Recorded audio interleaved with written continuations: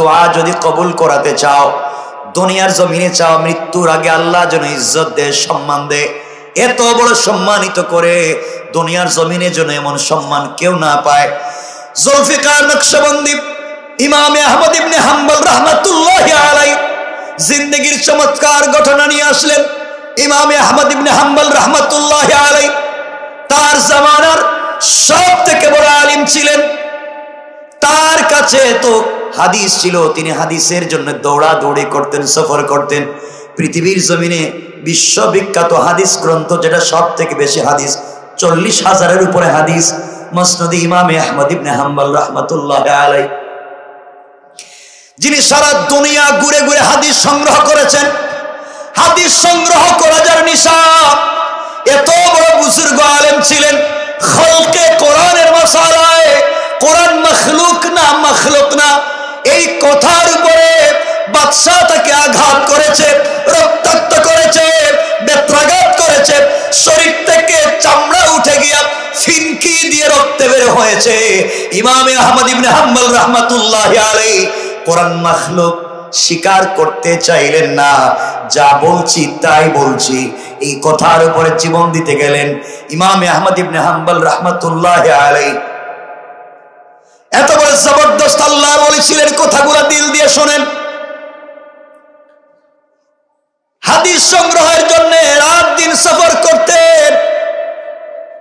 একদিন সকালবেলা ঘর থেকে বের হয়ে গেলেন, দীর্ঘ পথ চলতে লাগলেন।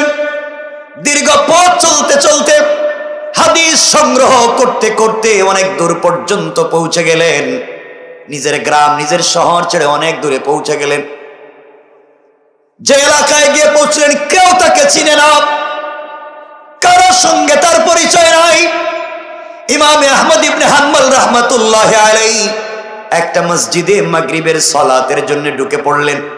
মাগরিবের সালাত পড়লেন আর মনে মনে সিদ্ধান্ত নিলেন, ইরাদা করলেন, এখানে ঈশার সালাত পড়ব, ওখানেই ফজরের সালাত পড়ব। এলাকার কেউ আমাকে চিনে না। রাত্র গভীর হয়ে গিয়েছে, সফর শুরু করলে সকাল হয়ে যাওয়ার আগে বাড়ি পর্যন্ত পৌঁছা যাবে না। রাত্রবেলা রাস্তায় যে কোনো সমস্যার সম্মুখীন হতে পারে। ইমামে আহমদ ইবনে হাম্বল রাহমাতুল্লাহি আলাইহি আজ যদি তারা দৌড়াদৌড়ি না করতেন, জীবন যৌবন বিসর্জন না করতেন, আমাদের কাছে সহিহ হাদিসের খাজানা আসতো না। মাগরিবের সালাত মসজিদে আদায় করলেন। মাগরিবের সালাত আদায় করে বসে পড়লেন। সারা ঈশা পর্যন্ত ওখানে বসে বসে তাসবিহ পড়লেন, জিকির করলেন। চিন্তা করলেন ঈশার সালাতের পরে হাদিস মুতালা করতে লাগবেন, হাদিস সংগ্রহ যা করেছেন তা দেখবেন। ঈশার সালাতের পরে মসজিদের একটা কর্নারে বসে পড়লেন। দুর্ভাগ্য, মসজিদের খাদেম, মসজিদের স্টাফ, মসজিদের ইমাম মুয়াজ্জিন অথবা মসজিদ সংশ্লিষ্ট যে কেউ ইমামে আহমদ ইবনে হাম্বল রাহমাতুল্লাহি আলাইহিকে চিনতে পারল না। ডাক দিয়ে বলছে, মুরব্বী, রাত্র পর্যন্ত এখানে বসা যাবে না, বের হয়ে যাওয়া লাগবে। ঈশার পরে সালাত শেষ হয়ে গেলে মসজিদ আমরা বন্ধ করে দিব, তালা লাগিয়ে দিব, আপনি চলে যান।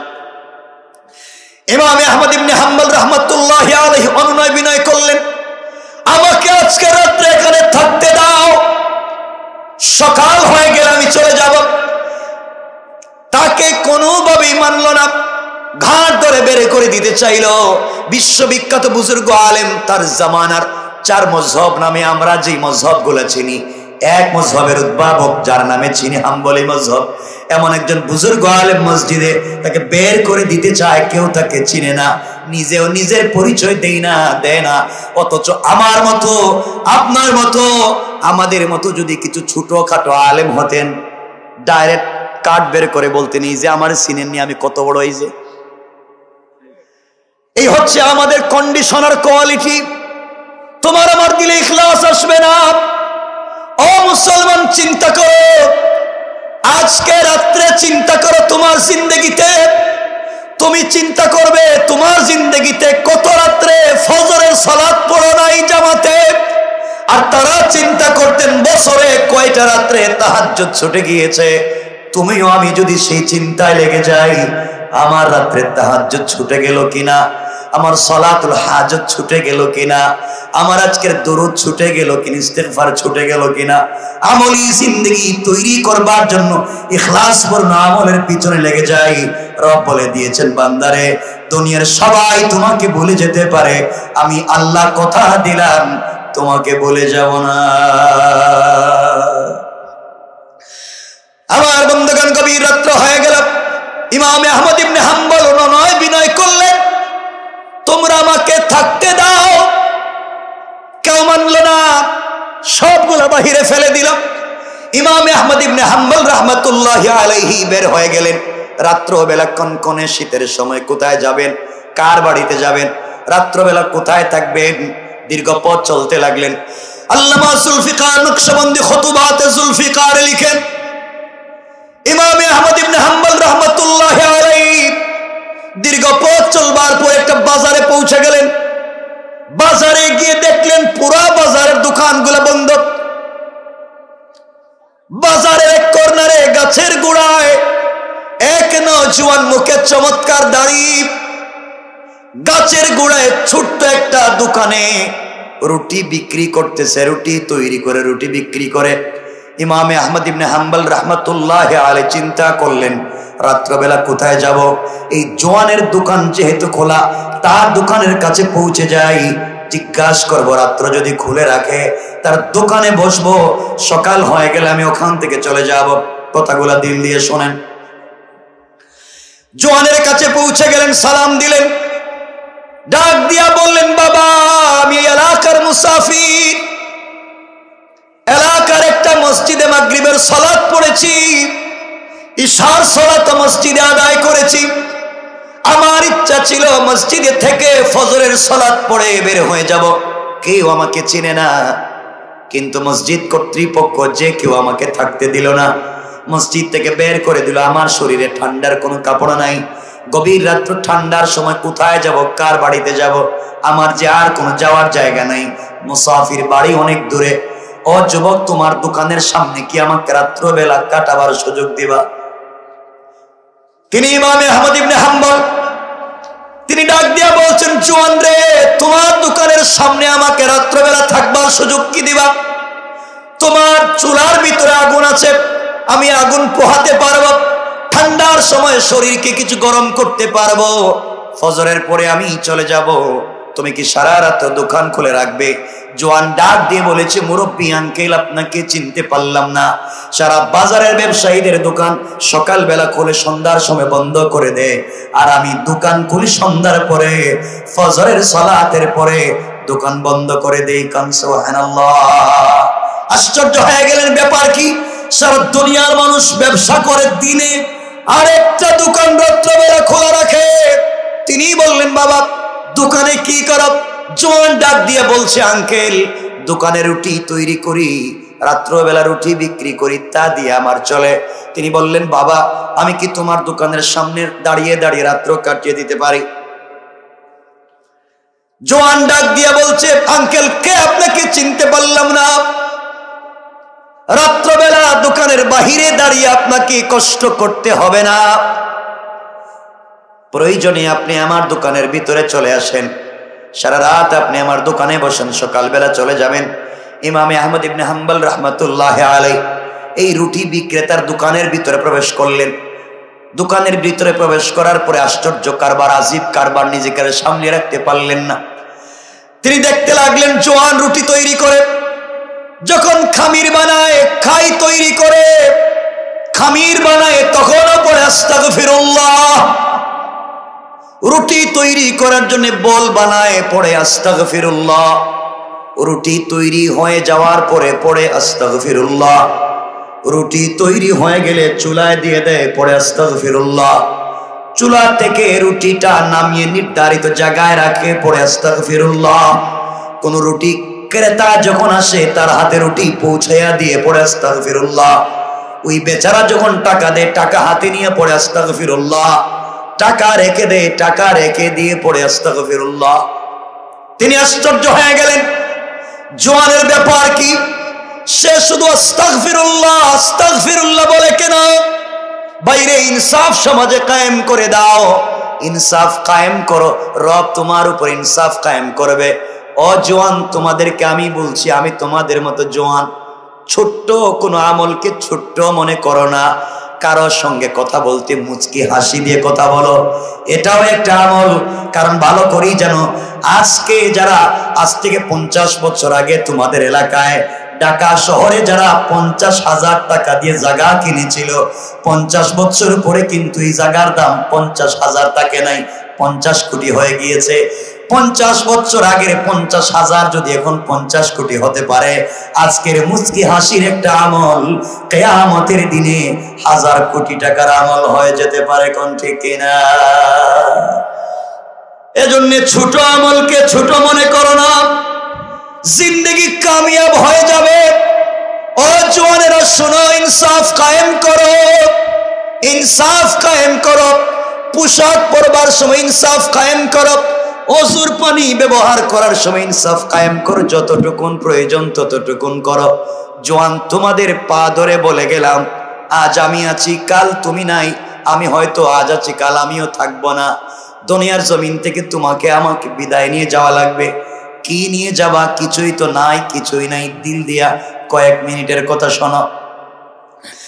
ইমাম আহমদ ইবনে হাম্বল রাহমাতুল্লাহি আলাইহি বললেন, জওয়ান, তুমি রুটি তৈরি করে পড়ো আস্তাগফিরুল্লাহ, রুটি গরম করে পড়ো আস্তাগফিরুল্লাহ, রুটি বিক্রি করে পড়ো আস্তাগফিরুল্লাহ। ব্যাপার কি? জওয়ান ডাক দিয়া বলছে, আঙ্কেল, আপনি আমাকে চিনবেন না। আমি আস্তাগফিরুল্লাহর পিছনে কিছু কারণ আছে। আমি যে রুটি তৈরি করি সবগুলা রুটি কিন্তু এক সাইজের হয় না। কোনোটা হালকা বড় হয়ে যেতে পারে, কোনোটা হালকা ছোট হয়ে যেতে পারে। অল্প আটা ময়দা কোনোটা কম পড়ে যেতে পারে, কোনোটা বেশি পড়ে যেতে পারে। কোনো একটা রুটি হালকা নরম হতে পারে, কোনোটা হালকা শক্ত হয়ে, কোনোটা একটু ভালো হবে, কোনোটা একটু খারাপ হবে। কিন্তু সবার কাছ থেকে তো টাকা সমান নেই। এই যে ইনসাফ কায়েম করতে পারলাম না, টাকা তো সমান নিলাম। কিয়ামতের দিন যদি রব আমাকে জিজ্ঞাসা করে, এই জন্য আমি জবাব দিতে পারবো না। প্রত্যেকটা কথা আস্তাগফিরুল্লাহ পড়ি, রব যেন এই কথার মাধ্যমে আমাকে ক্ষমা করে দেয়। হুজুর যুবকের কাছ থেকে শিক্ষা নিতে লাগলেন। ডাক দিয়া বললেন, যুবক বলো, কত বছর থেকে তোমার ব্যবসা? এবার জওয়ান দাঁড়িয়ে গিয়েছে, ইমাম আহমদ ইবনে হাম্বলের হাত ধরেছে আর বলেছে, আঙ্কেল, তাহলে শুনেন, 32 বছর থেকে রুটির ব্যবসা করি। রাত্রবেলা পাবলিক আছে, আমি রুটি বিক্রি করে দেই। কিন্তু হুজুর, আমি যে আস্তাগফিরুল্লাহর তাসবিহ পড়ি আর ইবাদত করি, আল্লাহ পাক আমাকে এত এত বরকত দিয়েছে। এই রাত্রবেলা চুপড়ি করে কয়েক টাকা রুটি বিক্রি করি, এই দিয়া 32 বছর থেকে আমার বিরাট বড় একটা ফ্যামিলি চালাই। আত্মীয় স্বজনকে দান করি, এলাকার মসজিদ মাদ্রাসায় দান করি, গরিবদেরকে দান করি, অসুস্থ মানুষকে দান করি। এত এত দান খয়রাত করার পরেও, এত দেওয়ার পরেও মাস শেষে দেখা যায় আমার পকেটের টাকা শেষ হয়ে যায় না। আল্লাহু আকবার! হুজুর বরকত হয়ে গিয়েছে। ইমাম আহমদ ইবনে হাম্বল বলেন, আর কি? এবার জওয়ান বলছে, আঙ্কেল, আপনাকে চিনলাম না। এই আস্তাগফিরুল্লাহ পড়বার বরকতে আজ 32টা বছর হয়ে গিয়েছে, আমার শরীরে জ্বর কাশির মতো কোনো রোগ হয় নাই। বড় রোগ হওয়া তো দূরের কথা, জ্বর কাশি পর্যন্ত হয় নাই। আমি তো অনেক সুস্থ। এবার ইমাম আহমদ ইবনে হাম্বল বলেন, আর কি? জওয়ান বলছে, হুজুর, এই আস্তাগফিরুল্লাহ পড়বার বরকতে আজকে 32 বছরে আমি কতবার যে রাসূল পাককে স্বপ্নে দেখেছি তার কোনো হিসাব আমার কাছে নাই। এবার ইমাম আহমদ ইবনে হাম্বল নিজেকে সামলিয়ে রাখতে পারলেন না, ডাক দিয়ে বললেন, যুবক, আর কি পেয়েছ? জওয়ান এবার ডাক দিয়ে বলতেছে, আঙ্কেল, আমার এই 32 বছরের জীবনে হাত উঠাইয়া আল্লাহর কাছে যত দোয়া করেছি, আমার জিন্দগিতে কোনো দোয়াকে আল্লাহ ফিরাইয়া দেয় নাই। হাত উঠিয়ে বলেছি, সাথে সাথে কবুল। হুজুর ও আঙ্কেল, শুধুমাত্র আমার জন্য না, এলাকার পাবলিকের জন্য, যে যে কারণে, যে যে উদ্দেশ্যে আমার কাছে দোয়া চাইলো, রুটিওয়ালার কাছে, আমি রুটিওয়ালা হাত উঠাইয়া দোয়া করেছি, রব কোনদিন আমার দোয়াকে ফিরাইয়া দেয় না। আল্লাহু আকবার বলেন। ছোট্ট একটা আমল বলে দিলাম, আস্তাগফিরুল্লাহ।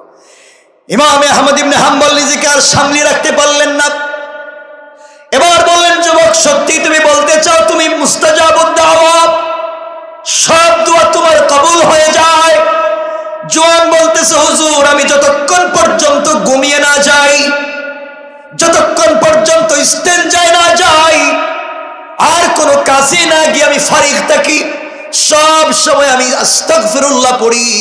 আমার মন বলছে আমি তো দোয়া করে মুস্তাজাবুদ দাওয়া কিনা বলতে পারবো না, কিন্তু আমার কোন দোয়াকে রব আজ অব্দি ফিরিয়ে দেয়নি, সকল দোয়া কবুল করেছে। এই জন্যে আমি মনে করি আস্তাগফিরুল্লাহ বাদ দিতে পারি না, আমার রক্তের সাথে মিশে গিয়েছে। আমি যেন ঘুমিয়ে পড়লেও আমার জবান থেকে শুরু হয়ে যায় আস্তাগফিরুল্লাহ। এবার ইমাম আহমদ ইবনে হাম্বল জোয়ানটাকে ধরলেন আর বললেন, বলো বাবা। মনে মনে ভাবতে লাগলেন, আমি ইমাম আহমদ ইবনে হাম্বল, এখানে দেখতেছি আমার চাইতে বড় বুজুর্গ আল্লাহর ওলি বসে আছে, রুটি বিক্রি করে রবের সঙ্গে তো সম্পর্ক করেছে, হাত উঠালেই দোয়া কবুল হয়ে যায়। এবার ডাক দিয়ে বললেন, জোয়ান বলো, 32 বছরে তোমার জিন্দেগিতে এমন দোয়া কি আছে যেটা আজ অব্দি কবুল হয় নাই? জোয়ান এই কথা শুনে কান্না শুরু করে দিল, হাওমাও করে কাঁদতে লাগলো। জড়াইয়া ইমাম আহমদ ইবনে হাম্বলকে বলছে, আঙ্কেল আপনি দুঃখের কথা মনে করে দিলেন, আপনি আমার দুঃখের কথা মনে করে দিলেন। এই 32 বছরের জীবনে আমার জন্য, পরিবারের জন্য, সমাজের জন্য, মানুষের জন্য যে যেভাবে দোয়া চেয়েছে সবার জন্য দোয়া করেছি, আল্লাহ পাক আমার সব দোয়া কবুল করে নিয়েছে, কিন্তু একটা